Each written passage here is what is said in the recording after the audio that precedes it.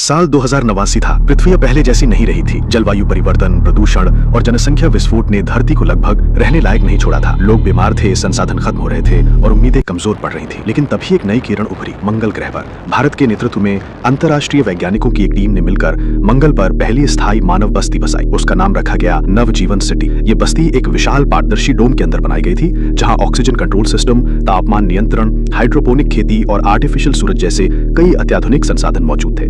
इस मिशन का नेतृत्व कर रहे थे डॉक्टर आर्यन मिश्रा, एक युवा और प्रतिभाशाली वैज्ञानिक जिन्होंने अपने पूरे जीवन को इस मिशन के लिए समर्पित कर दिया था। एक दिन आर्यन को मंगल की सतह से एक रहस्यमयी रेडियो सिग्नल मिला। ये कोई सामान्य संकेत नहीं था। इसकी तरंगों में एक पैटर्न था, जैसे कोई संदेश भेज रहा हो। आर्यन चौंक गए। क्या ये किसी बुद्धिमान जीवन की निशानी थी? क्या मंगल पर कोई सभ्यता पहले भी रही है? संदेह मिटाने के लिए आर्यन ने अपना सबसे भरोसेमंद रोबोट भेजा। उसका नाम था अल्फा। अल्फा एक एआई संचालित अन्वेषण रोबोट था जो मंगल की कठोर सतह पर तेजी से खोज कर सकता था। सिग्नल के स्रोत का पीछा करते हुए अल्फा एक गहरी लाल घाटी में पहुंचा, जहां उसे एक रहस्यमयी संरचना मिली, मानो कोई प्राचीन मंदिर या वैज्ञानिक केंद्र हो। संरचना की दीवारों पर अजीब चिन्ह और चित्र बने हुए थे, जैसे किसी प्राचीन भाषा में कुछ दर्ज हो। अल्फा ने तुरंत डेटा आर्यन को भेजा और आर्यन खुद उस जगह पर पहुंचे। जैसे ही उन्होंने अंदर कदम रखा, उनके सूट में कंपन शुरू हो गया। दीवारें नीली रोशनी से जगमगाने लगी और वातावरण में कुछ अनजाना सा बदलने लगा। तभी अल्फा ने चेतावनी दी, अज्ञात जीव की उपस्थिति पाई गई है। आर्यन स्तब्ध रह गए। ये अब सिर्फ एक वैज्ञानिक मिशन नहीं रह गया था, ये एक सभ्यता के रहस्य को उजागर करने की शुरुआत थी। पूरा सच जानने के लिए पार्ट 2 जरूर देखें।